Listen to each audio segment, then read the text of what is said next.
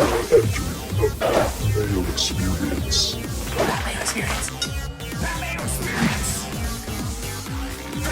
Experience. Mayo Experience. Welcome to the Pat Mayo Experience Workday Charity Open Picks, Bets, One and Done. We have it all for you. Remember, smash the like button for the episode. In the comments, tell me who the winner is going to be. And do us a favor, please. Don't be like Geoff Fienberg and rate the show 5 stars for the audio podcast. Right, Jeff? Absolutely. One of these days. Leave a review while you're at it, too. That's a currency that we trade in here. We got a lot, actually. This little talk at the beginning of every single show where you don't do it is actually leading to a lot of ratings. Yeah. Like I said, ratings. Just a quick tap. That's all you need to do. Pat Mayo Experience Open. Link is in the description of this video and podcast. It's already 60% full. It's Monday morning. Better get in. We got the payout structure fixed. There's $90,000 of guaranteed money. Remember, if you want to get 20% off on stats and tools, fantasynational.com/Mayo, or just use promo Mayo, and boom, you're in. All the stats that you'll see on the graphics in the video will be powered by fantasynational.com. Shitty week. I didn't lose much gambling. That was fine. Lost a bunch on DraftKings. Yeah. Happens. It's what it is. I did want to, I put it out there, like, just, you put in $1,250. You won $10. Feel good about winning $10. That's always nice to get that little you've won. And then you look at what it's compared to, and that's not so great. We did have some winners. One of the good things about us not hitting a winner is we don't spend the first 20 minutes of the show shouting out other winners. But Todd Nelson, who's been a fan of the show for a really long time, a grinder, as they say, in the DFS space. But he won $20K on DraftKings. Came third, and I believe it was the big $5. Scotty DeFrusco Jr. won $20K, and Smitty won $12.5K off like $30 worth of entries. Pretty good. There it is. I'd take it. Got to hit up these guys for a loan, I think. But Yeah, listen, been running pure. I want to it throw it is out there what it because you lose. When you bet on golf, you lose a lot. Yeah, When you win big. When you lose. And you probably get wiped off the board. It was so bad that I went into Sunday with Hubbard, with Wes Bryan, and Wallace, all right there. I was like, just one of you, go and have a round. You don't need to win. If one of you comes inside the top 5, I'm winning this week. That's great. Wes Bryan, you just need to come inside the top 20. That would be fantastic. They all suck. And then Hubbard makes a birdie on 17 to knock Wes Bryan from T20 to T21, so he doesn't even get paid on his top 20. It's just one of those weeks.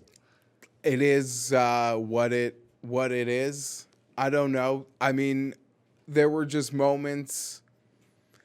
Like, I don't know. Ryan Armour was leading this thing for a period. It was kind of exactly what we thought it would be. Like, some bomb was going to hit, or Bryson was finally going to just click, I guess, with the putter, and he was first in putting, first off the tee.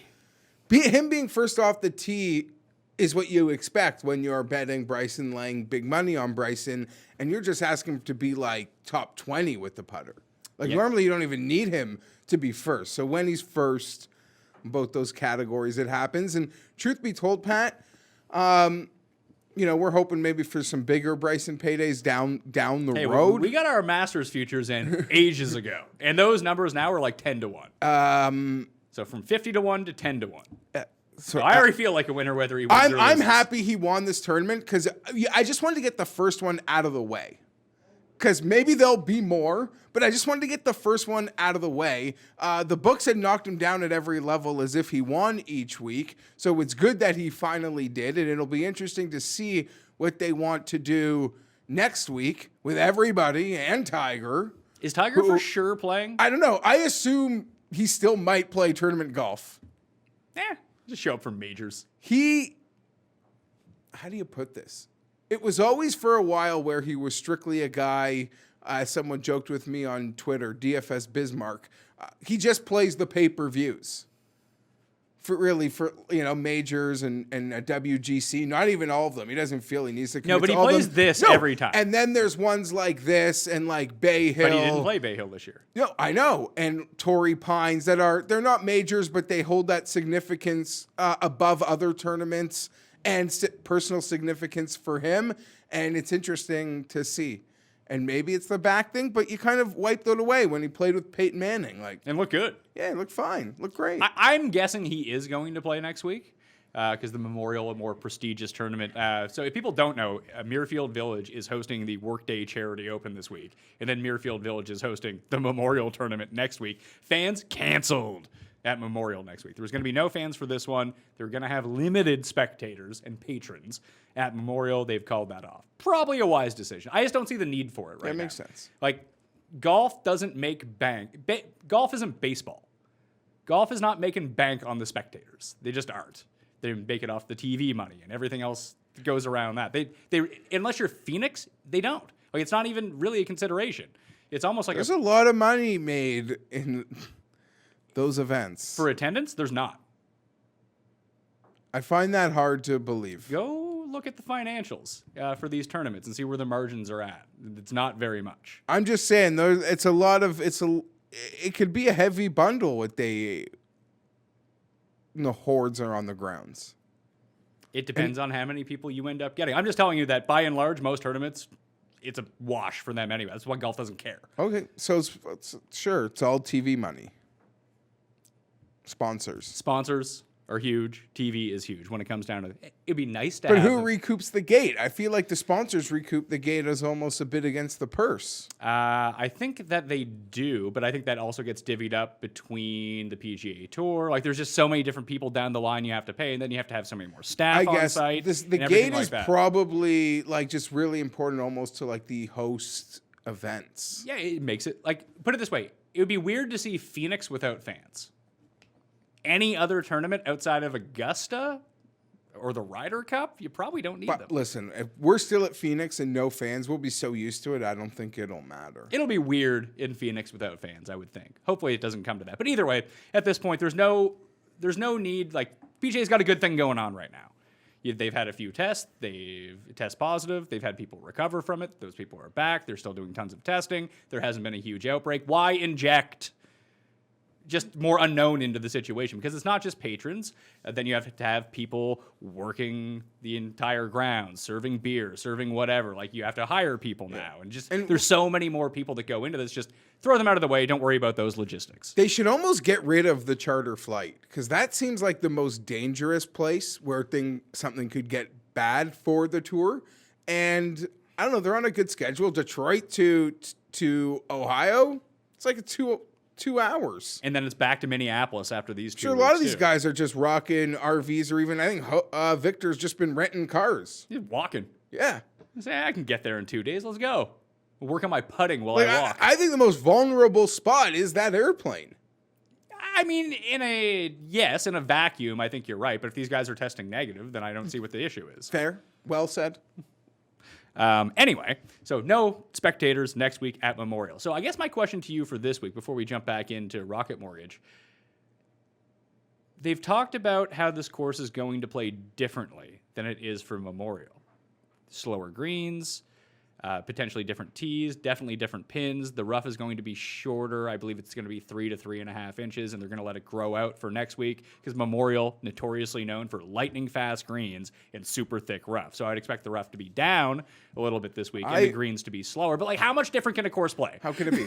All I know is every time we go to Memorial, I like to take a U.S. Open philosophy with my betting card. Those do you think types we of have players. to do that this week if the course is playing a bit easier? That was going to be my question. I don't know. They're playing at Muirfield Village. I feel like I still need to bet it like what type of players would play well at a U.S. Open. It won't be as hard. So maybe, I'll like give a teaser, maybe to your article, maybe we feel like there's a little more life for like a Hadwin per se. Then next week, maybe, because a handful of really elite players aren't there and it might play easier. But I don't know, man. I get a very limited thought process from Muirfield Village, and I don't know how to deviate from that. I really don't. Work a day. Is it work a day or work day? I think it's work day. Okay, good. Because when I titled my column, I put in work day. If I fuck that up, bad for SEO. Anyway, I want to go back to Bryson. So love him. Listen, everyone knows we're Team Bryson. I was never going to bet him at 6-1 to win the tournament, just because I'm not betting anyone at 6-1 to win a golf tournament that has 156 players. And in if he was 30th in the field in putting, He loses. Who knows where he is? If he was 5th in the field in putting, he loses. So that's why. Was a thing. And you didn't feel like the driver would be as big of a factor in Detroit. If you bet it, great for you. Oh, no. If you took that hot streak, and I had a moment where it's like, been hot, let me just take a fat chunk. Bryson, nothing else. Obviously, that wasn't like, I don't know. It's easy to second guess it, but I don't think I ever really put too much thought in it because there was never a minute where I was like, oh, this Bryson win is going to like sting. Like I just said 2 minutes ago, I kind of just wanted it to happen so we can get it over with and move on. Like from, instead of just being on the precipice of him finally winning. I believe in everything Bryson. I think we've been pro Bryson essentially from the start, even with the transformation at every point along the way, preaching how awesome he is and how amazing it could be because of how dedicated he seems to be. And we're getting it. I don't know. So this worked 2 ways for different people. We played the strategy last week. I ended up betting Nah, and people were like really triggered that Nah ended up withdrawing. Like one of the reasons that we got him at the good numbers because he was having the back problems. But if you had bet Wolf or if you had bet Kevin Nah, guess what? You lost both bets. Only one guy can win. So I mentioned this on the Sunday show, the research show, which I recommend everyone go do, get my process on everything that's up right now, is that DraftKings-wise, it was a stupid play, just knowing that he was coming in with the back injury. But as an outright bet, like if Kevin Nah's fine, he can win. That's the way that I was looking at it. I had money on Snedeker. He missed the cut. He was 3 over early. Like, I just chalk it up to that. Yeah. So he was 40 it's to like 1. driving a new car off the lot. It's like dead money the second you hit accept on a bet. So he was 40, and then the rest of the guys, I actually tailed you on Rafa Cabrera-Bello. Thanks for that one. He was good. I was a bad week. I had a bad week. Unless you pounded Bryson or somehow ended up with Wolf like top 5, you probably had a bad week. I said, even my buddies, like, listen, you could, on Thursday, even before the tournament started, like, feel free to like have an open, to not feel obligated. Like you're going to have to watch a sweat on Sunday. Make any Sunday afternoon plan that you want. I was glad I tuned back in late to watch Bryson like start going full fill. I did see that because we'll always watch the end of the tournament. But beyond that, 2 ways that people made some decent money this week. The chalk double came through. Bryson wins at 6 to 1. Our guy Zalatoris wins on the Corn Ferry Tour 10 to 1. A lot of people had them parlayed together to win. People play the chalk double regularly. So another person did a very interesting thing, and I think gambling-wise, this is something you can really look into in DraftKings Sportsbook if you have that available in your state or wherever you're at, has done a really good job of this, giving you an odds boost on players. So one guy took our strategy of just basically firing long shots down the board, 100 to 1 guys. He ended up with like Wallace. I think he had Kirk. I think he may have had Wolf in the mix. And then after... I think it was Thursday's round or Friday. I think it was after Friday's round, after the first 2 rounds. Like he had a bunch of runners, like we did, at 200 to 1, 175, 150. And he went in and used his odds boost on Bryson at that point. So he got to see the first 36 holes and boosted Bryson up. I think Bryson was plus 350 after 2 rounds and boosted him up to like 7 to 1 and hammered him. I'm not done. That is a way that you can kind of manipulate it for this kind of tournament because we looked at it like either the best guy is going to win by a bunch or it's going to be a bunch of randos on the leaderboard. And the randos got there. Although Hatton and Kisner ended up coming. Didn't even think of Kisner last week. Will it? Yeah, he had a good weekend. Yeah, very handsome. Again, like I said, the Detroit Open isn't like worthy of his trophy case.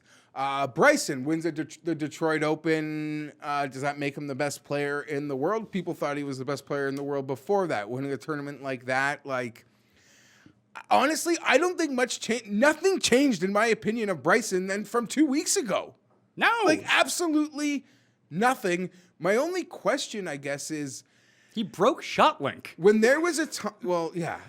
We can get to that. But there was a time on Saturday, like just maybe on 12, where he was just struggling. The leaders were making birdie. He was standing still. He was at about 12, and guys were at about 17. That would have been the peak live number, and I'm curious what it even was. It was probably like 5 to 1, 6 to 1. I would guess. No idea. And then obviously he came home heavy on Saturday, and it set him up to... you played the heavy piece of Bryson over Hubbard. And I saw someone with an outright on Hubbard. I'm like, come on, man, keep making birdies. You need as many as possible. I sort of made myself whole with bets because I made a big bet on a head-to-head. I had Bryson minus 225 over Hubbard. Push on a tie. I thought that was a great line, especially what I saw with some people had to pay with a tie to get the win. I thought about betting more. How He nervous. He was down 4 on 12 to Hubbard.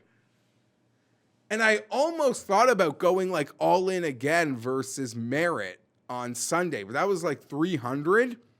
And this was my one concern That's about it. minus 300 in a head-to-head golf matchup is a big This was line. my concern. Like, Hold on, let me explain it. I was like, I'd rather bet Bryson. I didn't do anything. I'd rather bet Bryson to win at like plus 200, plus 225, what I was being offered, than this, because let's just say Bryson has a bad hole early. This isn't Saturday. This is Sunday. He's played 4 weeks in a row. I don't even mean early. Let's just say at some point, it's just not contending anymore. Something happened on the day, whether Wolf caught fire or he just made a couple bogeys.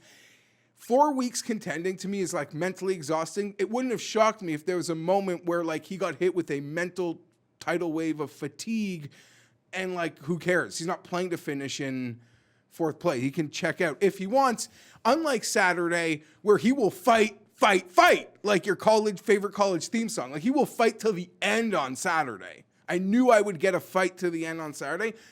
If it went wrong Sunday, you don't know that potentially. Yeah, you just pack it and be like, well, I'm not going to win. Who cares? Because this is the second week in a row. On Sunday, like I said, I enjoy taking my son on a walk, put in the wireless earbud. I know Tim would get triggered about that. Turn on the PGA app, boom, hit the radio, listen to it that way. And it was the par 5 15th, 14th, 15th, whatever one it was. Saturday or Sunday? Sunday. Kisner and Hatton were playing together.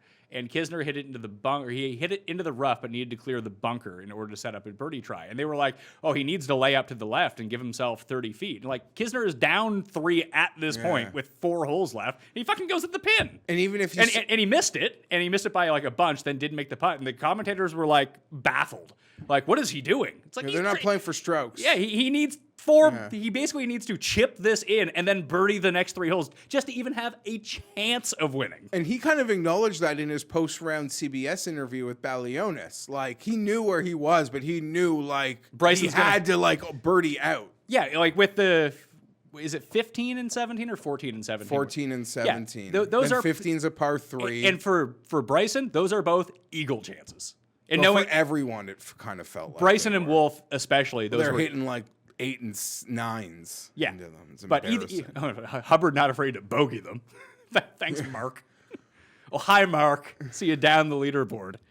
Poor Wes Bryan. I wish they could have played 18 more. He was just heating up. He won his match versus Kirk on Sunday somehow.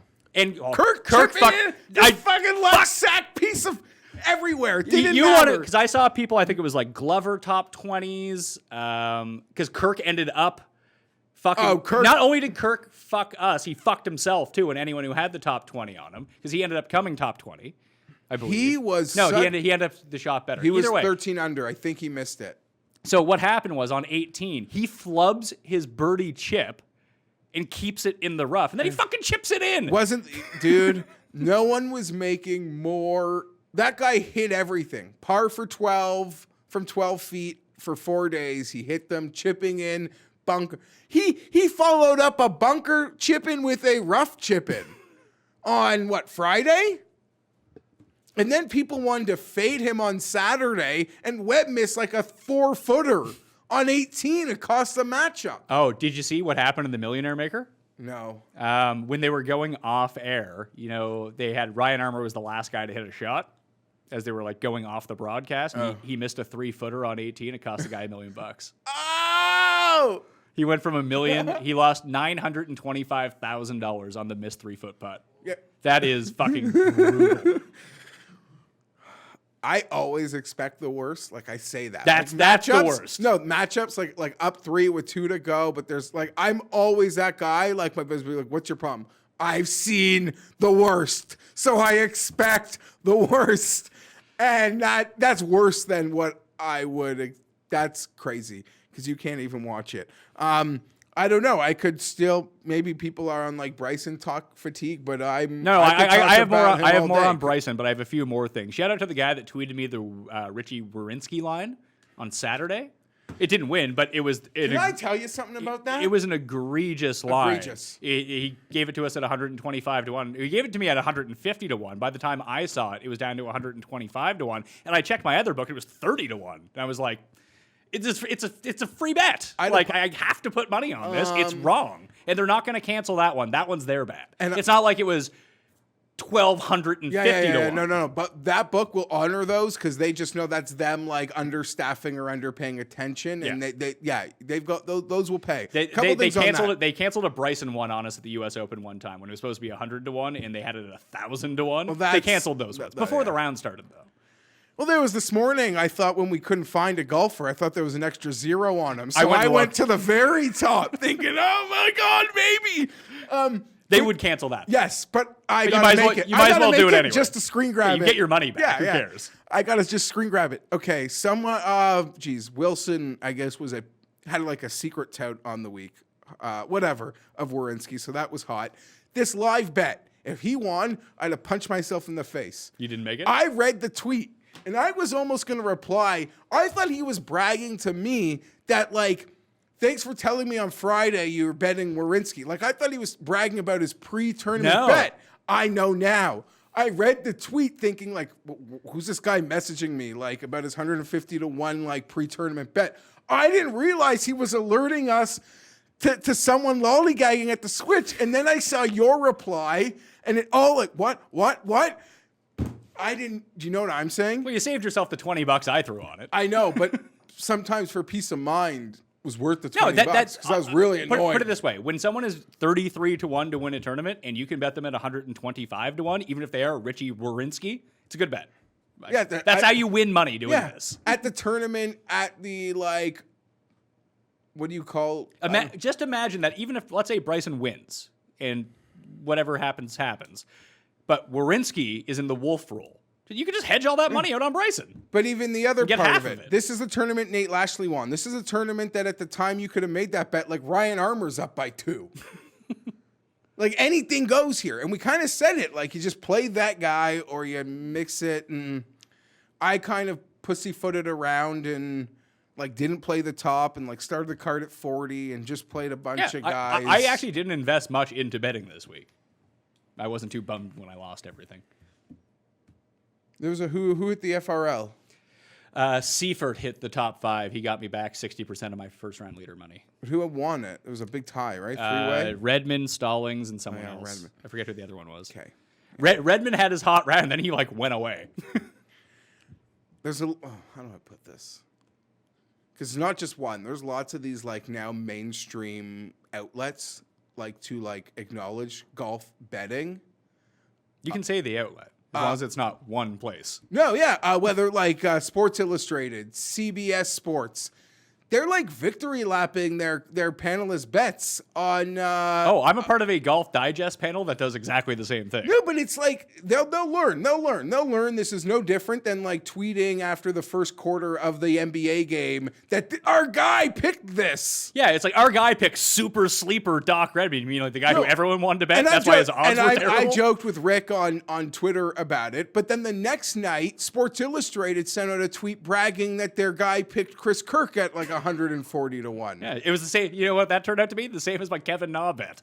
Literally. So I don't know. I assume they'll learn. No, they won't, because it's not about that. It's about just get him a follow. Well, no, it's about getting people a follow, but at the same time, there's so many. Show us that we're doing this. Let me finish.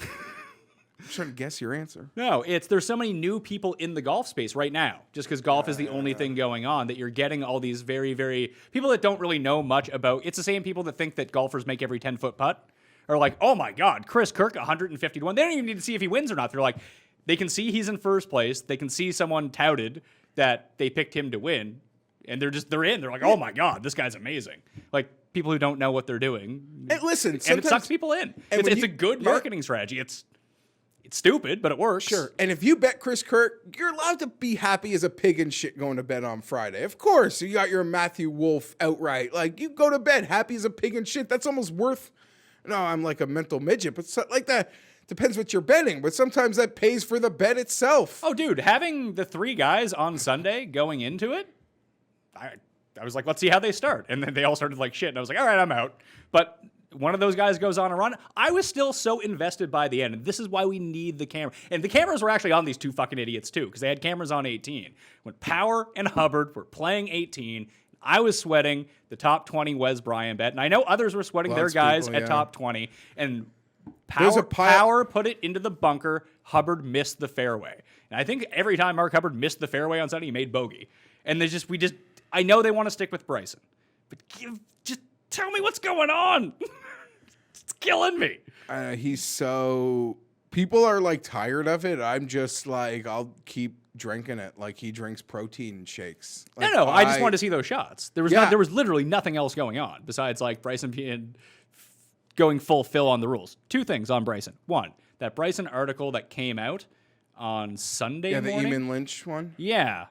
I did not like that article whatsoever. I thought it was a great read. I thought it was super pretentious. And well, he is pretentious. It's the guy who wrote it, yeah. And so is the guy it was about. So that was kind of the humor in it. That guy's a real shit disturber himself. Was it supposed to be funny? Because it sounded like a sad sack who's very jealous of Bryson DeChambeau. Maybe, but he would do this about Sergio too forever. So he hates Sergio and he hates Bryson? He hates, like, this is his shtick. I thought it was weird. I actually agreed with Bryson. He went about it the wrong way. But how many times when Tiger was walking down that if Tiger was spitting or fuck this and fuck that, they would cut away and not show it? I don't know. Bryson just wants that same treatment. I don't know. Why do you have to show all his gaffes but no one else's? Patrick Reed gets the same thing. The people that they don't like, they make look bad on the broadcast. They do. I want to say, if you don't want the camera in your face, stop contending. That's a fair point. I mean, that's really the only, play worse. That's how I think about it. As a fan of all sports, like we all kind of are, golfers have it easier than anybody to be massaged over and have things protected. Their images protected. I love Bryson, as I've said many times. His total lack of self-awareness, like so many of the things that the article made fun of, are part of the reason No. See, I completely disagree. I think he's far more self-aware than almost anyone on tour. He gets all of it. He understands all of it. You don't post those, like, videos. Yes, you do, because that is your brand now. No. Why do you think that people are talking about Bryson nonstop? Because he's posting these videos. That's what he's doing. He is working that all through, and he understands. He's a smart guy. He understands that, like him or hate him, you're now paying attention to him. And that's a tough place to be. I agree in the macro view that it's all part of his plan. But there are many things that he does and posts that are so cringeworthy that he thinks are cool. I think he thinks are not cringe and they're cool. And as I kind of joked on Twitter yesterday, I'm enamored by his lack of self-awareness. It's part of the reason I love him. There's a guy that I know who was a Jewish summer camp DJ over 15 years ago, and he still lives that dream and posts the most insane, cringe-worthy posts on the internet. And my friends in our group chat, we'll make fun of him, but I'm no, I'm a super fan. I love it. I love it. And he thinks they're awesome. And he's getting glad-handed by, he must, I'm just saying. Maybe Bryson has tapped into the irony market, like the rest of the internet has. I'm just saying. He's the right age. The videos, the cutaways, into his face while working. It is a masterpiece. I'm here for everything. He probably went about it the wrong way, and he gets no breaks. If someone else said that, like you said, if Webb Simpson says the exact same comment. They're cutting away. No, I mean, to the media. Oh, to the media, yeah. Well, no one cares. It's not even a thing. And Webb kind of took some heat for saying, made a pre-tourney comment that he actually believes the PGA, I don't know why he got heat for it, but saying the PGA is doing an amazing job with COVID. And I think it's arguably one of the safest places in America to be insulated by the PGA Tour. Yeah. Which I probably agree with. Yeah, imagine if you were a baseball player. Look at how good. I don't know. That thing's going to last 4 days. That's not happening. Baseball is not happening, by the way. They're just fucking this up so royally. The other thing, I mentioned that he broke ShotLink. I don't get why people we're Team Bryson. Maybe I'm just seeing this through rose-colored glasses about him. However, he has found a way to legally break the game. Legally break the game. So, because he's a great player, And now he's found this advantage that no one else has. It's like when Mark McGuire, it's like Barry Bonds. Barry Bonds, great player. Can hit 50 home runs. Give him steroids, he hits 73 home runs. But he was still good. He was still one of the best players ever. To that point, but Bryson saw what was making those other players great. What was the single factor that separated Rory and JT and Rom and Brooks and Dustin? Like, why was that the top 5? Lots of players do lots of great things on the PGA Tour. Even the guy ranked 150. He's got a special skill or 3. But what do those guys do differently? And Bryson tapped into that. Tapped into it. And has a dedication that's like unmatched. That like John Rahm probably sits there like laughing. Like just he's like, I do this by my I'm just good at this. No, like I'm good at this. I have talent. Like look at my beautiful like new bride. Like I am just living life. I'm gonna win a handful of golf tournaments. I'll probably win this week, maybe, I think. But he's just like, I don't have that sort of like who wants to put that in? He's as dedicated and passionate. And I'm loving it. And we said it every way, though. We said it when they made out that RNA USGA thing. Like, they're not like Bryson is going to break it. He's going to break it. They debated what they should do, and they're making no rules. And Bryson is taking what they are allowing and playing it to the absolute extreme. And there's copious amounts of tape of us having this exact conversation like half a year ago, 10 months ago, about like this and what he was doing. And every step, we saw it in like little increments, and then he went away for an off season, and then he came back and like, oh my God, it's happening, and that's why we wanted to make those Masters bets. And then COVID, and now it's just, he went back into the lab, and here we are. And he's going to go back into the lab and perfect something else too at some point, I imagine. Imagine if he could figure out how to hit a 70-yard chip shot. He'd be Tiger Woods at this point. He is the closest thing in terms of, at least from the outside looking in, the dedication that Tiger put into being great. Is that really the first guy I've seen have that Tiger like 100%?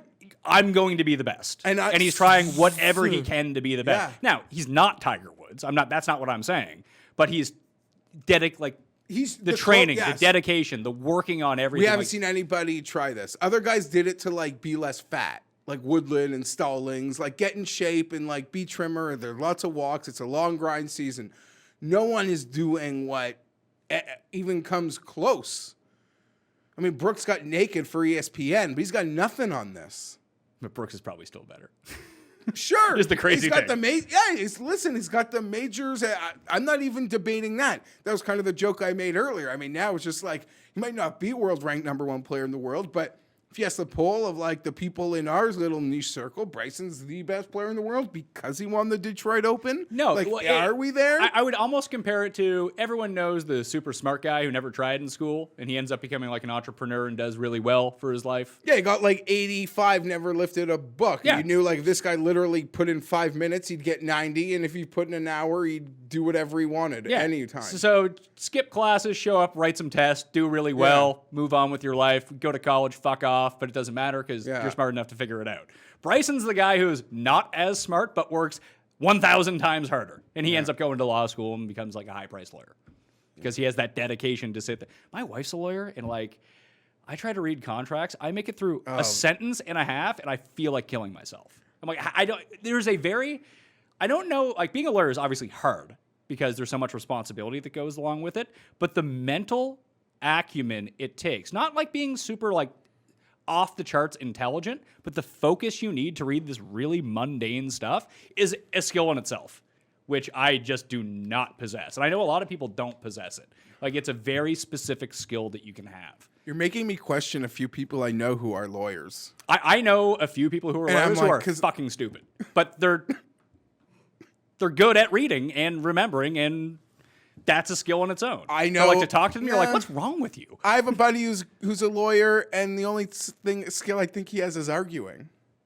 Maybe that works. I don't know. I feel like that's more of a thing in the States, not in Canada. Listen, I like when you can show up with your like you can't show up in like the $5,000 suit to a Canadian courtroom. You have to wear like the robe. Oh yeah. You don't get all the advantages of like being slick like you do in the States. Anyway, enough of this. Let's get into the tournament. Workday. Interesting board. Yes, it's a shitty board. Muirfield Village, par 72.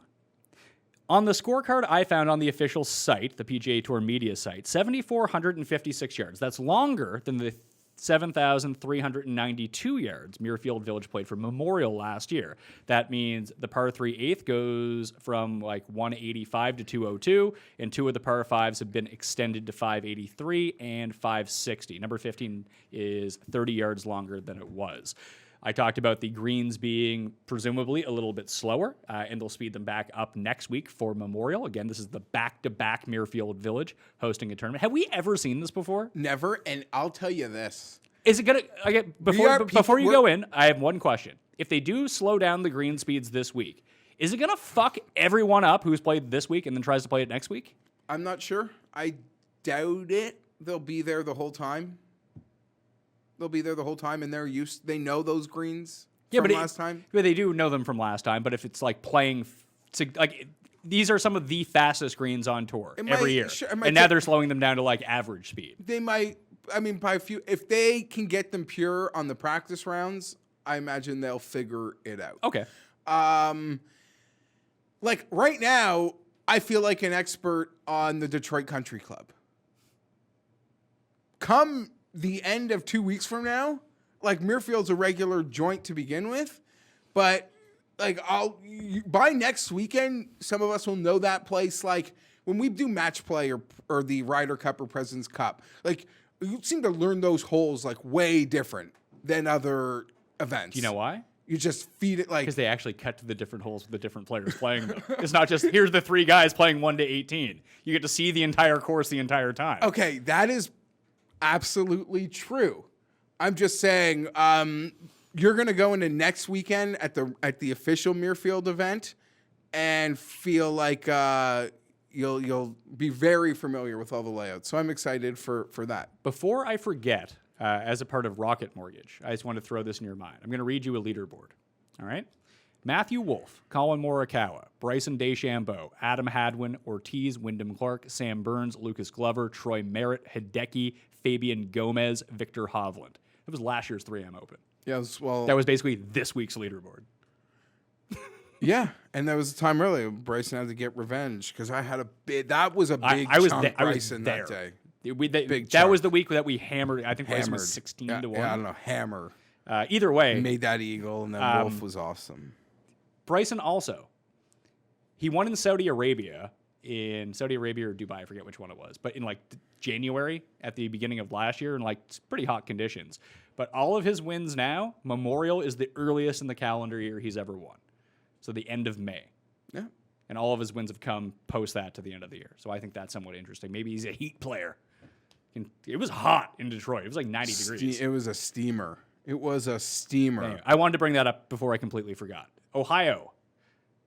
Memorial, I'm gonna go not necessarily like all in, but like the way that I assessed Muirfield Village in the past is the same way I'm gonna assess it for this tournament.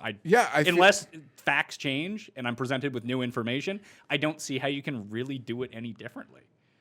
It's not getting shorter. The second shot's gonna feel like it's just as long. The fairways are Everyone super wide. I'm betting, I need to be hot with the putter, whether they're slow or fast. No, this is the one thing I want to say about this course. Shitty putters can win here.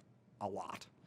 Because, and this is my theory on it, the greenside bunkers at Memorial are super difficult. Scrambling is one of the lowest at Memorial every year. Because it's like U.S. Open like. In a way, yes, because the rough is usually very thick, and it won't be quite as thick for this tournament as it normally is. But the greenside bunkers have the longest average proximity after you get out of them than any other course on tour. I believe it. Because the greens are super tiny too. So it's my theory that bad putters can win here because even if you're a good putter, you're going to miss a lot of 10-foot putts. So if you put yourself into this bad situation, it doesn't matter if you're Victor Hovland or Ricky Fowler or Brendan Todd, some of the good putters. The equalizing opportunity of hitting those big par saves seems like it doesn't exist here. Yes. And that is always what catapults some of those better players. So Jason Duffner won here in 2017 losing strokes putting. Ben Ann was in a fucking playoff 2 years ago here. You know who ripped my heart out here? Ricky Fowler losing to Jason Duffner. I've had a few, but Lingmerth. Lingmerth won. He ripped my heart out. We both had Rose. The Rose family was ready to hug Daddy, and Lingmerth dropped like a 24-footer to send it to a playoff, I want to say. I feel like Rose got out of like the shit on 18 too to like force the playoff. I was counting that money. Yeah, don't do that. I've made that mistake in the expect past. the worst. Either way, iron players here. It doesn't matter if you're like long or short off the tee. As long as you gain strokes off the tee, like Duffner, for example. Duffner's not a long hitter whatsoever. He's more like the Molinari. I gain strokes off the tee, but I'm not a long hitter. I can place the ball where I want it. Then you need to have fire irons, be good out of the sand, and play these long par fours and long par threes really well. That's how William McGirt ended up winning here. Like sensational with his like longer iron. With a 6-iron in his hand, the guy was like chucking darts. And Rahm won't need a 6-iron in his hand, but most of the field, like 150 to 175, is where you want to look at. Just look at some of the past winners. Cantlay won last year. It's also a good breakthroughs. Breakthrough. Cantlay breaks through. Bryson breaks through. It was a you could say biggest win of a career on everyone's list here almost. Hideki doesn't broke have he got a WGC in like Asia, right? Yes. No, he also Hideki won Bridgestone too. That's the crossover course with this. Yeah, because I woke up this morning thinking Lowry had won here, but he had won Bridgestone. He won Bridgestone. Yeah. They don't play Bridgestone anymore. Well, they don't play at Firestone anymore, which is in Akron, which isn't like super far away. So, yeah, and Tiger won Firestone 5 times. He's won this tournament 7 times. So that would be the crossover that I'm looking at this week. Really thought Tiger was going to play 2 in a row. Why would you think that? Because I don't think that's been that uncommon for him at all. Okay. With after such a long layoff, assuming he was healthy. Sorry, there's a name I'm just staring for, seeing if he's in the field, but I don't think he is. You can ask me. Lucas Glover? No, he's not playing this week. I don't know why he's not playing. I think he's played every event, so he's taking a break like Bryson is. This should have been any course this would have been a course. Was it you and I talking to Tim about Lucas Glover on Thursday? Maybe. And he was going on that he had a better chance of winning than Bryson did because he's a U.S. Open champion. Like, Tim, that was 12 years ago. He hasn't won since, I don't think. Speaking of Tim, someone brought up to me, just quickly, catch the last show we there's a cuss corner from Friday, and then we did the Cam show, which is just off the rails. But Tim, it's amazing how Tim, like, he would be more confident in surviving the Arctic than, like, putting together, like, a cabinet from, like, a retail store.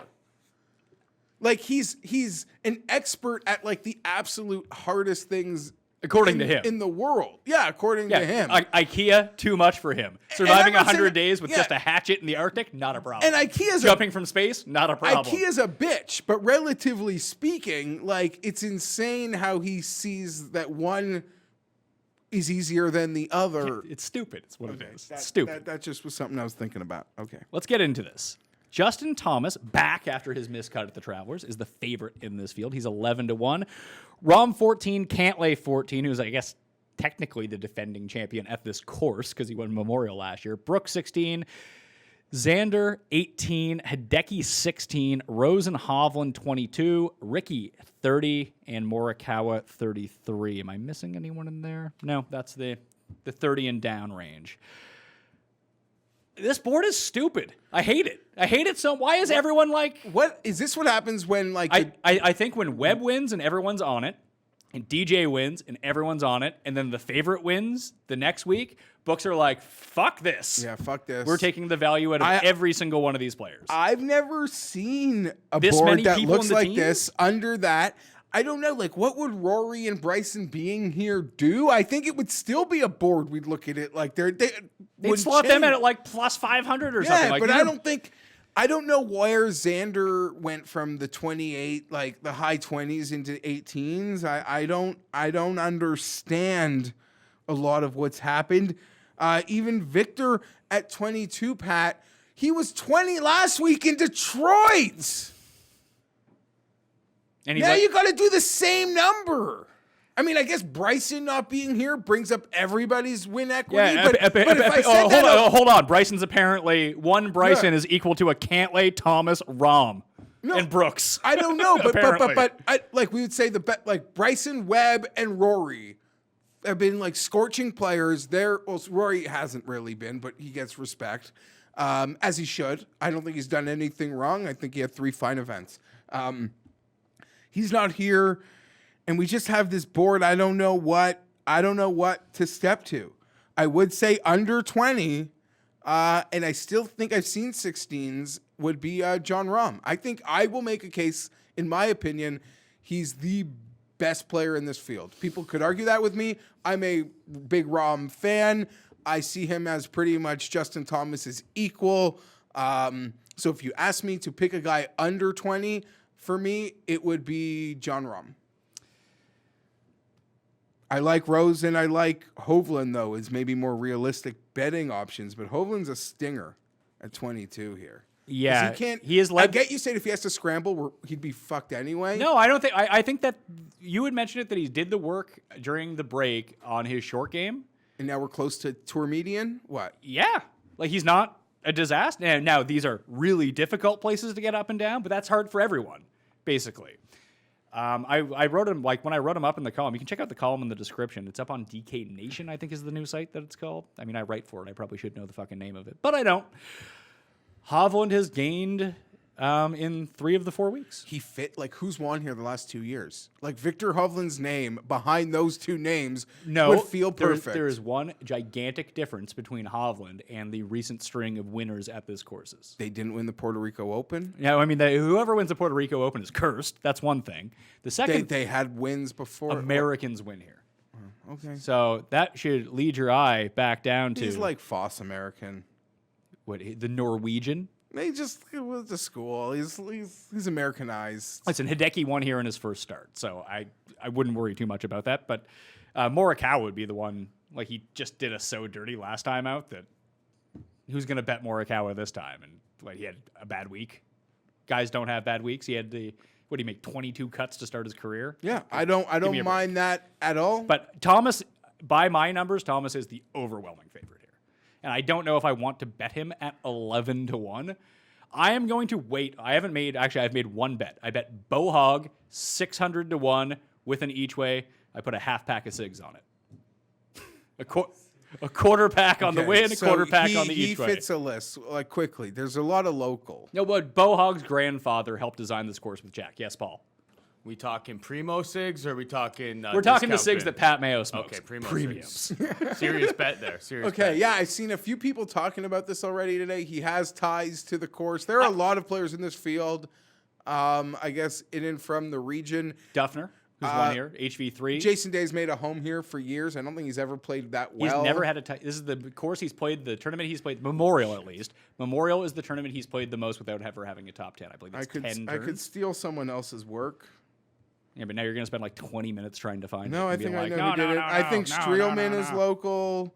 Anyway, I would say the different setup could be beneficial to them more than most because they would have seen this course under all sorts of. I just wanted to throw up Bo Hogg because he was 600-1. I just thought it was fun. I found it. Day, Armour, Duffner, Kokrak, HV3, Hogue, Herman. So here's a way that you can look at it. Someone like Jason. And that's Fantasy Golf Pod. Someone. Shout out to Fantasy Golf Pod. I stole their work.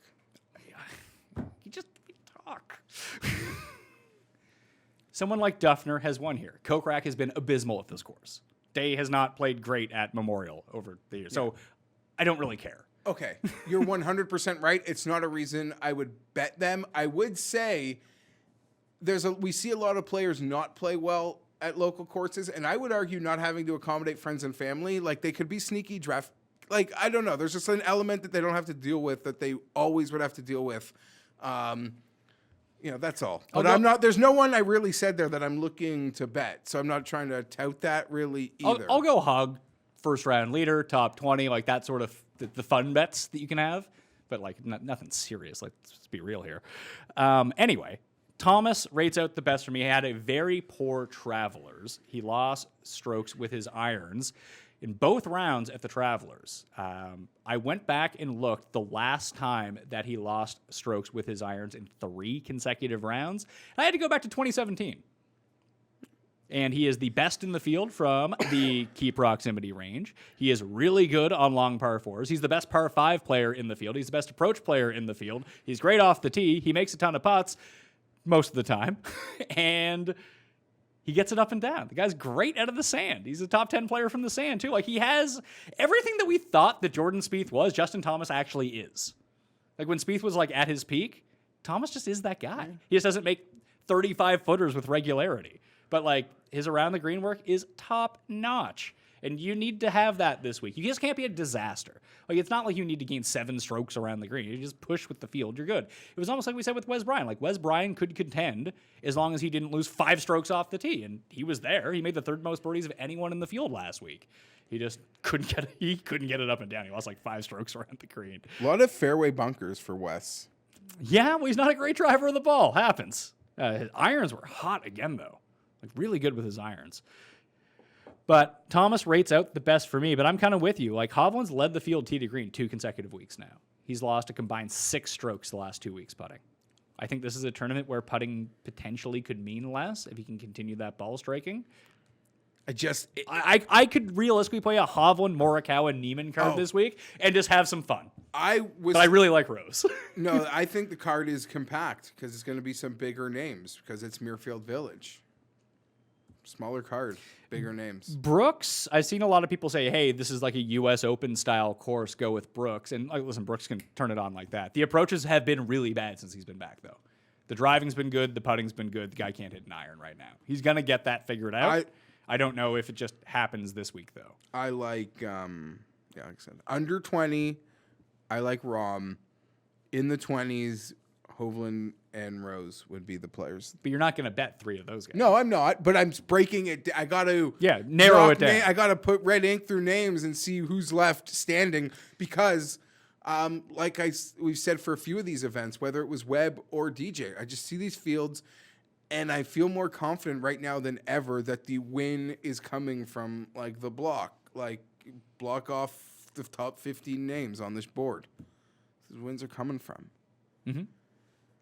Especially the harder the course, the more I feel like that could be the case. Yeah, unless someone just gets so insanely hot. Yeah, someone wants to be Will McGirt. I feel like he was really good that year, though. Like, he was having a really Did he have good 2 year. wins? He won Greenbrier also or something? I don't think so. Is he back from pot suspension? No, that was Garrigus, wasn't it, on There pot might have been suspension? another Oh, that was, it was Garrett. Garrigus My bad. back, Sorry, but there guys. might have been another pot suspension in there somewhere. McGirt's? No, he's in the field. He didn't qualify for this tournament. He's in the field next week. So I'm offended. Like, how is Rick? I thought we're not there yet. We're not at the 30+ yet. Okay, you've been mentioning Morikawa, so I got confused. I just threw him out when I said all the young guns. I'm waiting. Like, I haven't made a bet yet. I'm waiting for this board to normalize. Because people are going to pick their favorites and they're going to bet them. Then the people that people don't bet are going to drop. Like Rose, you can find at 25. I bet you he settles at 25 or 22. I'm interested to see if people jump on Hovland at 22 because I don't think that they're going to do it. Okay, that feels like such like a shocking number to look at in this field. There was again, right? I still like him with the 20 last week versus that course, that field. It's a bit of a gut punch. That's sort of what I'm trying to get over. You were the one that alerted me that one of the books that's frequented on both borders had missed him, didn't even list him. Then they put out the number, and sort of like you, there seems to be a consensus on that 22-1, and I'm not running to bet it, but I still might bet it. But I'm not in a rush to bet it. I don't fear it getting lower. How does it get lower? How would that be possible? I don't. One shop might drop it, but of all the shops I use, I will find that number as it exists. I'm certain. Yeah, you can wait on it. Maybe you do get some drift as it goes along. Not everyone can be 14-1. That can't happen. Bullshit. There's no one even in the low. We've seen this the past few weeks, though. The guys will open at 22 or 25, then they'll go down to 28 or 33, and then people will jump on it, then the number will go back up. So you kind of have to pick your spot on this. Wednesday, I will release my betting cheat sheet. No chat again this week, by the way. I will be releasing, finally, my fantasy football show, I believe, on Wednesday. DraftKings tomorrow for golf. Next range. Reed, Ricky, Morikawa, Im, Cooch, Neiman, Leishman, Spieth, Hadwin, Woodland, and that's your 30 to 60 range. You instantly bet Woodland when it came out. I worry about Woodland, but it's a good number. I like Leishman. I've seen both of them. I woke up wanting a bigger number on Leishman because he's usually a forgotten guy when a lot of good players are playing. I don't know. I'm a slut for Woodland, and it was a 55, and in that 30 to 50 range, like I'd put him against any of those guys. So I know he's been bad off the tee, but I feel like a week off. Own that in. The putting's been like he's fine. He's fine, and he's good at every other thing he does. Yeah, but here's the thing: Woodland is not a good putter, and he's been putting the lights out. What happens when he stops putting the lights out? Then he's a fucking disaster, and he's been bad anyway. He's been an improved putter.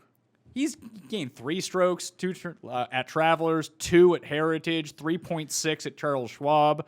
The guy is not a good putter. I forget, no, but he's been working with someone, and it's been, I feel like I can't even remember whose name it is, but he's been he made such dedications to be a better chipper and putter of the ball. I like Gary Woodland at a tougher course. I feel like I'm more confident in him getting up and down from a disgusting greenside hosel. Well, you should not be. Based on the numbers, you should not be. No, I'm not. I'm saying of the situations of scrambling, I feel like the harder the scramble, the better he is. Oh, okay. That's all I was saying. He's bad at scrambling pretty much everywhere, but he can be just as bad at like with a soft, tight lie than he is like in a disgusting hosel. It doesn't. He's so bad it doesn't matter to him. Yeah, and yeah, it's all. I feel like it can work out. I like the guy. I like the number, but there's other players here, specifically Leishman. Everything this course profile sets up to be. He's a lot like Woodland right now, though. Like he is actively taking himself out of tournaments. Oh, there's been a triple every Saturday for Gary. That has same really as, pissed same as me Leishman. off. Well, I haven't paid attention to his because I haven't been betting him. But Gary's I'm seeing. I think that Gary had his Molinari type run. No. Come on. That's not even fair. Molinari had a better run. He did, but Woodland had a really good run and won a major, and I think it's now he's back. I think he's back to being Gary Woodland again, not superstar Gary Woodland. I think there's a lot of things this course demands. I feel like he does well. He doesn't play par 5s well anymore. He came 4th here in 2016, the only good showing he's ever had. Right. And he's gained on approach every single year. Bad off the tee here. And this is not a place where you want to be bad off the tee. He better have worked on that goddamn driver. Yeah, maybe he's figured it out. But we always like Gary at shorter courses. That's like his jam, not the longer courses. He can, those long irons, he's fine. Okay, I think you're just seeing what you want to see with maybe, with but I like the number. And the number is fine. Listen, I'll put him against every player. Hadwin is also 50-1, who I like, but 50-1 is egregious next to Gary Woodland. I'll put him against every player outside of maybe 1 or 2 that goes 30 up. What do you mean? Like I like him against almost anyone in the 30 to 50 range. Outside of 1 or 2 guys. So what Jeff is saying is get into his DMs and offer him head-to-heads Gary Woodland versus Sung Jae Im, even money. I'm not saying that. What are you saying then? I feel just from an outright bet. It doesn't mean I want to pick on those other guys with Gary Woodland. But from an outright bet, I feel like he's got just as good a chance to win as that entire block. That's just how I feel. And I don't understand because Ricky shot 267s in Detroit. He's Ricky. He's 30 again. He's Ricky. I actually kind of like Ricky. I do too, because he profiles well here for me with the irons, the long irons, and the putter. He's played well here in the past. He's played well at Bridgestone in the past, and it was encouraging to see him finally gain strokes off the tee in Detroit. Yeah. I mean, it's an easy fucking course against an easy field, but at least he did it. Across the board, he was positive, and he got better as the week went along, too. He had a bad Friday, but like on the weekend, he played really well. Again, I want to see what the drift is. Like, if I can get Hovland at 28 or Ricky at 30, I would much rather take Hovland at this point. I'm not going to lie to you. Hovland's in a different class on the board right now, it seems. Out of these guys, like, honestly, I love Neiman this week. Neiman's played well here in the past. He just missed that playoff that had Bryson and Stanley and Ben Ann in it a few years ago. I believe he was 4th or 5th that year. Yep. I've seen him as low as 50. I'll probably be in on that, but we've mentioned this years ago, and then we stopped doing it before I started betting idiots like Siwoo Kim and Luke List as my FOMO bets every week because they win so often versus, which, I mean, Siwoo does, Luke List doesn't. Every time that we get Patrick Reed at 33-1, do we just bet him? U.S. Open type difficult situation. Yeah, like you got to get it up and down. He's playing. He played very poorly last week, and He's got. Here's how I can tell. There's a lot of new people in the space. Just the amount of like Patrick Reed sucks. I'll never use him again. I don't know what that's about. It's just new people. This is what Reed does. Like he's gonna miss cuts. Like he's a volatile player, but he wins. In the 30 to 50 range, I had 3 players earmarked: Reed, Woodland, and Leishman. I didn't really put much thought into Neiman, and if you could hard sell me potentially, but I don't know how much room I'm gonna have. Like I said, and I'm not saying I'm betting those guys. Again, I'm going through the ranges. I'm taking the guys I like, and I sort of take that master list and I chop it down to a card that I feel Twitter won't make fun of me for. I wouldn't worry too much about that. Well, that was a joke, but. Rose too. I want to see what happens. I bet you he gets bet though. Everyone's kind of in on Rose and Hideki this week. Makes a lot of sense to be on Rose. Of course, he's been playing great and he kills this course. Makes a lot of sense. We'll see. Can't lay. I bet you. That's Tim's one and done. When you get a text from your wife that just starts with your mom, it just catches your attention. Was it actually like a your mama joke? No. Oh.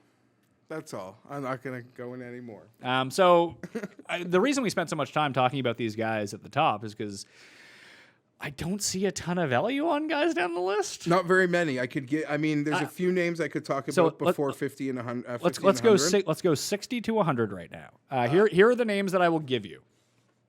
And a lot of it has to do with crossover stuff. Scheffler's interesting after going +7 then -7. Like, is the numbers at a place where I think we would have joked like a month ago? Maybe he's the American youngster who breaks through. The guy that, like, I don't know, the number's so high now, we would have like laughed and said that like a month ago we would have done a show and said that'd be an auto bet. Kind of. Remember when that happened with Cantley at Riviera and I didn't jump on it and he came in second? I was like, I don't think we were as like beholden to that though. That's why you felt bad about that one, because we were like beholden to that Cantley pick. He didn't win anyway. It doesn't matter. Webb won. Not Webb. Watson won that one.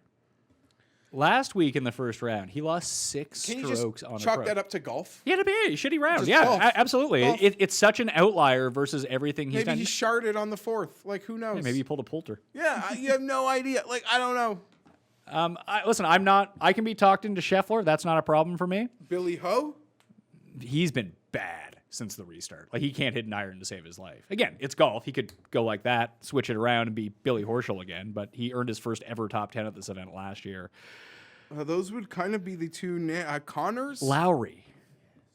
He won Firestone. He's played well here before. He's not playing well, but it's a big number for him. It's a big number for I believe he's still a top 20 player in the world.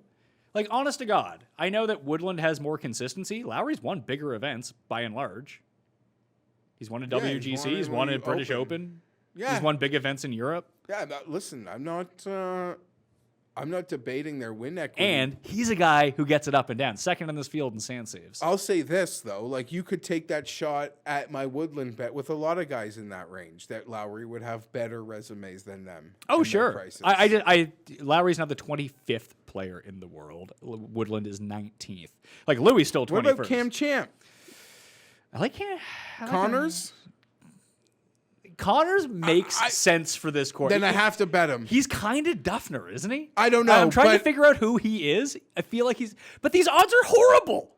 Like, why should be like 110, right? Why isn't he 150 to 1? If everyone in this fucking field is 14 to 1, why is Corey Connors 80 to 1? That's bullshit. That's bullshit. You're right. The entire range doesn't make any goddamn sense. Once upon a time, Louis would have been a perfect fit here. But I don't know what's happened. And it's... honest to God, I mean, he's never won in America, so he's probably never a good bet. But you just look at his stats, and they make no sense. They're like, oh, he's terrible. But then he will show up to a week and be like the best guy in the field with his irons, and then won't be able to make a putt. Like, he's so all over the place. Where is he? He's above the number. Streelman has been playing well. He's 70 to 1 though. Like, Kevin Streelman has the same odds as Jason Day. What would Glover have been? Honestly, if Hadwin is 50 to 1, Glover would probably be 50. That's bullshit. The glove. You like Hadwin, or that's just a DraftKings thing? I do. I wrote that column last night before the odds were out and the DraftKings pricing was out. I like Hadwin objectively. He's been. I mean, you're talking about a guy doing like could pull a Will McGirt with the irons. Adam Hadwin is in a zone. Here's the thing with Hadwin. I bet him last week, Pat. He's 8,200. Maybe I'm just looking at it in a nutshell. He only seemed to hit the putts when he was tight. Now, he was tight a lot because his irons were great, but he wasn't hitting anything mid-range, like at all. And I'm even talking about, like, we're talking 12 feet. I'm not even asking, like, the 25ers. I was tracking it. I bet it. I think he just came short of that T20 also. There was an abundance of popular T20 plays that finished in that T21 slot. That minus 13 slot that just missed out on the T20 payouts was filled with highly touted T20 players. Who is it that you said came T21? Hadwin, I believe. He came 5th. Oh, yes. Top I'm 5. thinking of someone else who I bet. Anyway, with Is it embarrassing that I mistake him with Wesley Bryan at the moment? a little bit. So here's the deal with Hadwin, and I get why his number is up. Par 4's 400 to 450 to 500 yards past 50 rounds. He's second in this field. 19th in approach, 6th in sand saves, 8th in proximity, 150 to 175. Like, he's been really good. Okay, I'm sorry. I just had a moment late in the day. He eagle birdied his finish. Yeah, to get T5. To get to that 16 that I guess I blurred out on, and I stared at him at that 13 under score. Clearly. I'm waiting. 50 to 1's a hard. That's a pull. hard number, yeah. But that feels like a guy who will fall to 65 or 70. Like, who was going to bet Adam Hadwin at 50 to 1 in this field? The thing is, last week you kind of could bet guys, and you had a hope that they could get to the end and not have to be head-to-head with a Bryson. How was Hadwin 70 to 1 last week and 50 to 1 this week? What world is this? My point being is, for any of these guys that you might like to win this tournament, of those top like 6, 8, 12 names, they're going to have to beat 2 or 3 of them on Sunday. 2 or 3 of them. Last week, again, you could have made bets. Fingers crossed, like the 6-1 favorite just won't be part of the picture because golf is hard. And you could feel confident in anyone on Sunday not having to go head-to-head against one of those guys. And maybe your long shot only had to go head-to-head against Wolf and Armour. Wasn't the case. This week it will be. These elites will be there. They will be there. Should we have talked about Kuchar? He's won here. Maybe my favorite win ever on my honeymoon in Hawaii. Paid that shit. And that time difference there, it was magical. It was goddamn magical. Wi-Fi rates up the ass, but... Yeah, that wouldn't be a thing anymore. Then it was. Yeah, in 2013, I think that was. Yeah, 2013.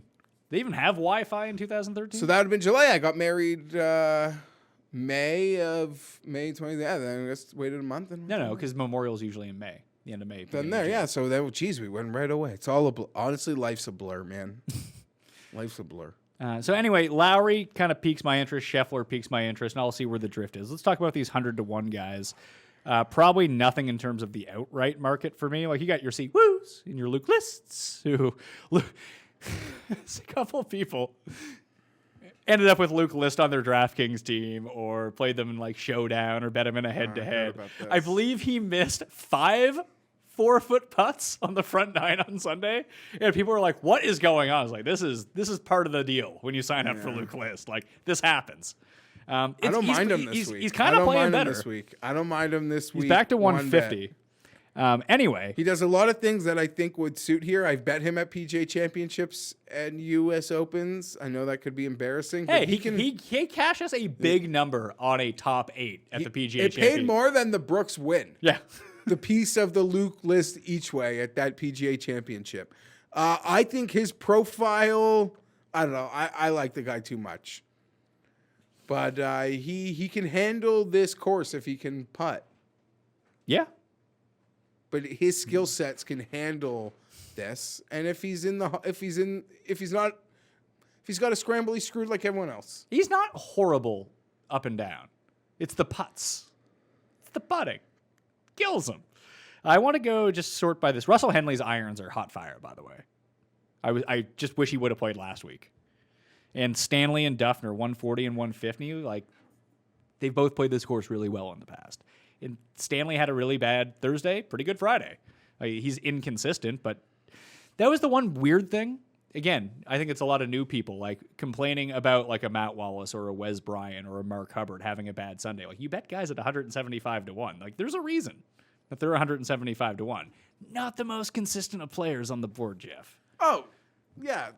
Consistency is kind of a big factor in why they're priced where they are. If you go to Because, again, like you said, why, when you have a bet, Pat, on a guy you like, and he's like 3 strokes back over somebody's Wes Bryan, like, you're not afraid of Wes Bryan. I Like, when wasn't. If I had Bryson, I wasn't super scared of Matthew Wolff. No, but that's sort of my point. Like, when you got your bet, like, you're like, how that guy smiling with his, like, Chris Kirk 151 second round leader. It was like all the Brendan Todd people last week with that Dustin guy's like Tubac. that. Like, let him smile. Like, let him smile.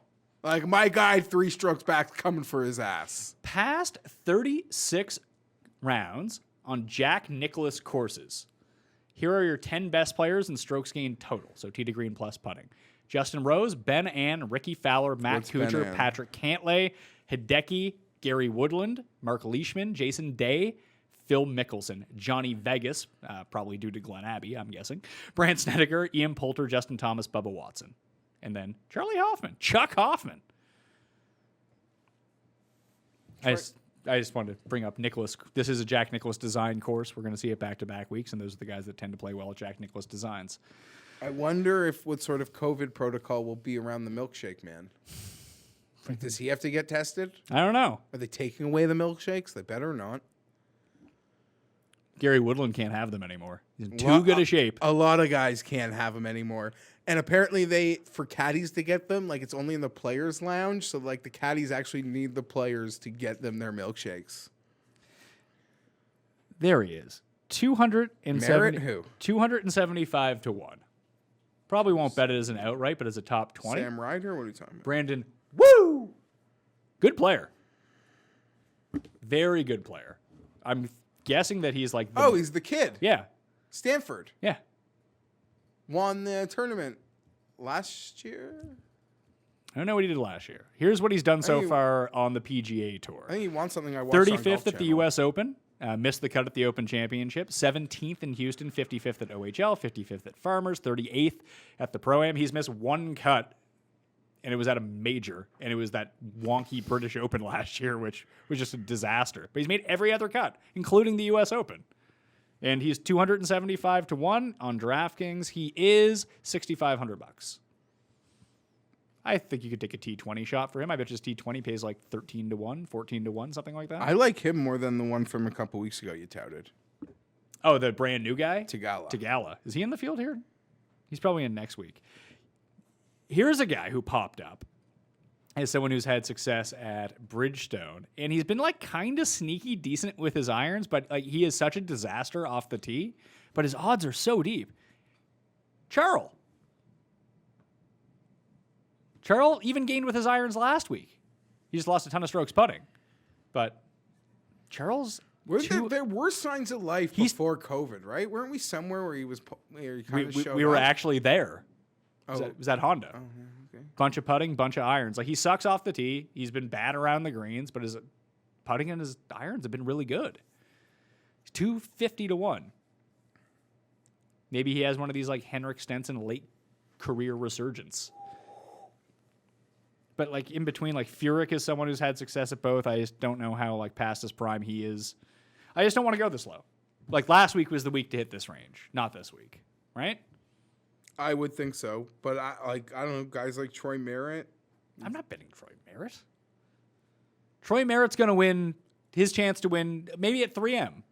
We can go back to Troy Merritt. Don't get me wrong; it would be an eclipse. But you're asking me to just pick a no, guy but you in need this like range. if Troy Merritt's going to win an event, he's going to have to shoot 61 at some point, and you're not. not going to shoot 61 at Muirfield Village. I will not be betting Troy Merritt. I actually don't know if I'm going to have a single 100 to 1 bet. I might not either, which is new for me. Maybe Henley. Maybe Stanley. Pat, you already have. Oh yeah, that's right. Bohog, Bohog. 600 to 1. 600 to 1. Bohog. For fun. I Quick- do too now. Quick picks. So you got them too? Quick picks for the Workday Charity Open.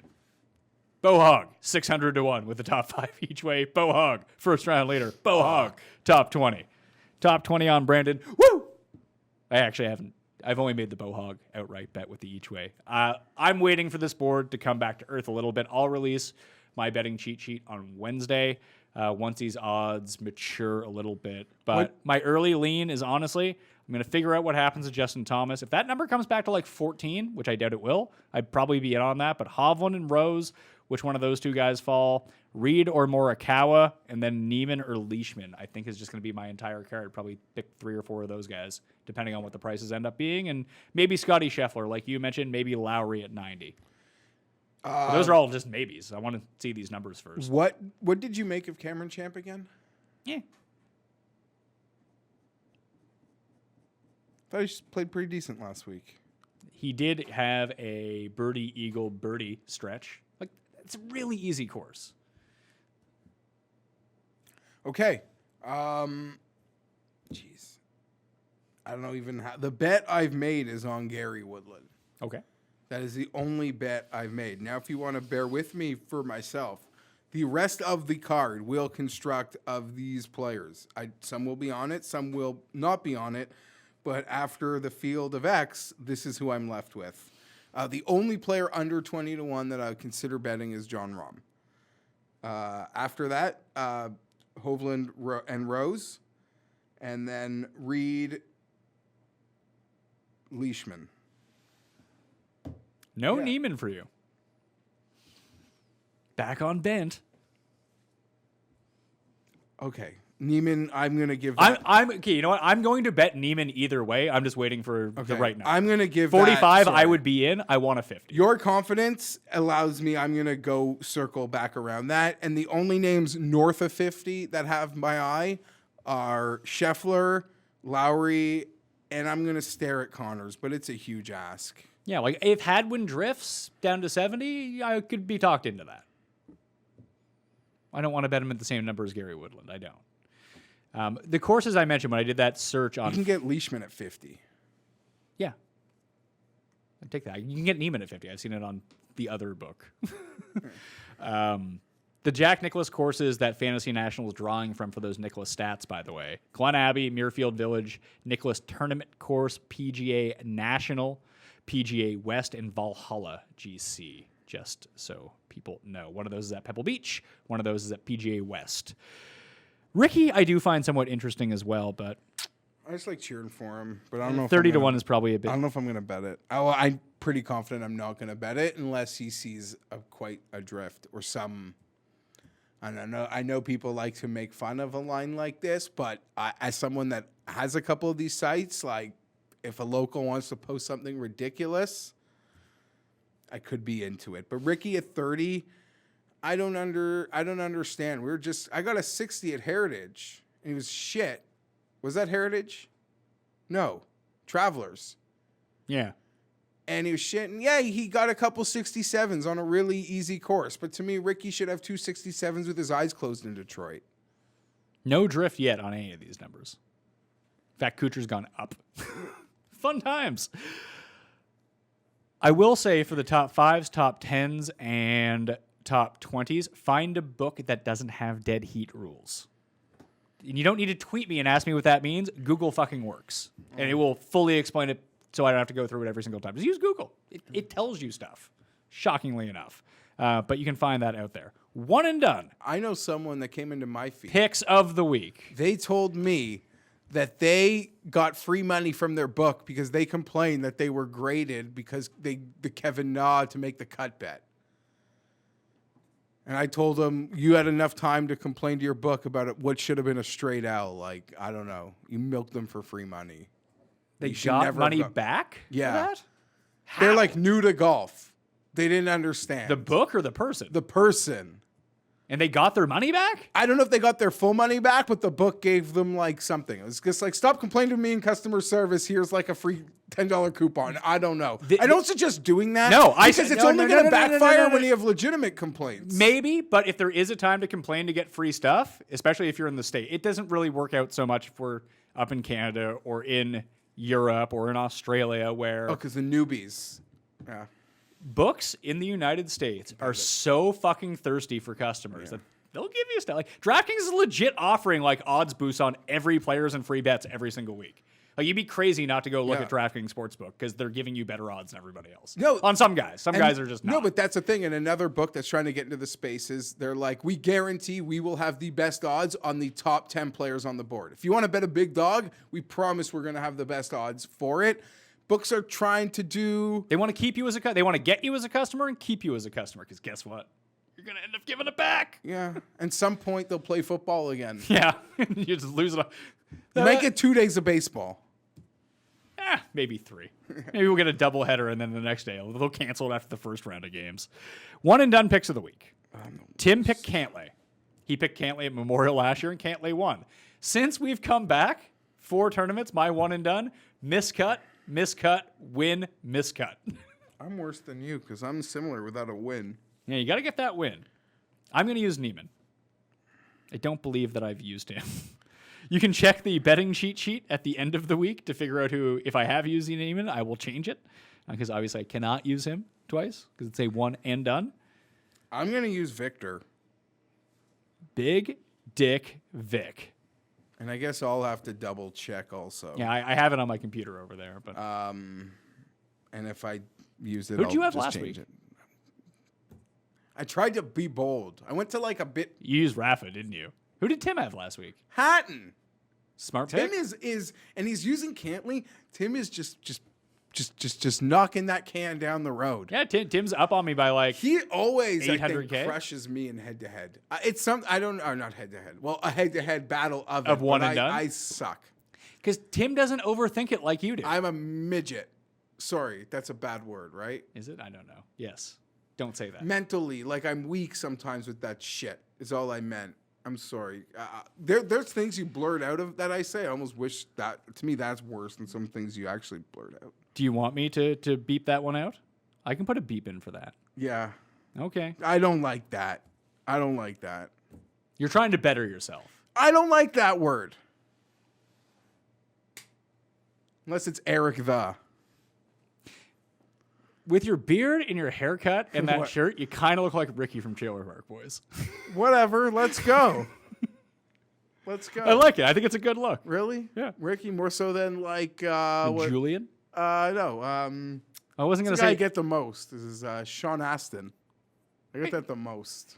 I think it's just the way that your hair is coiffed up today. Sean Astin's like 35 years ago, man. Rudy ain't making a comeback. Oh, even still though, little short Sean Astin playing with a walrus. You're just handsome Sam Darnold.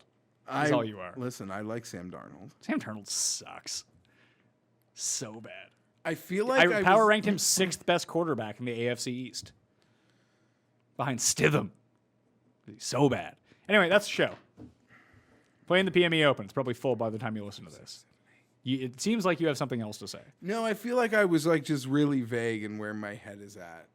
Or confusing, but the players I named, the card will be Featuring those people. yeah, like the 5-man card will come from that group Okay. of players. Cool. Geoff Fienberg. Follow him on Twitter at GFienberg17. You can follow me at the PME. I'm probably going to do a Millionaire Maker ticket giveaway on Wednesday for golf. And guess what? There's a Millionaire Maker for UFC this week. I'll probably have Millionaire Maker tickets to give away for that too. So at the PME on Twitter is where I'm doing those giveaways now. Smash a like for the video. Leave your winner in the comment section. And rate the show 5 stars.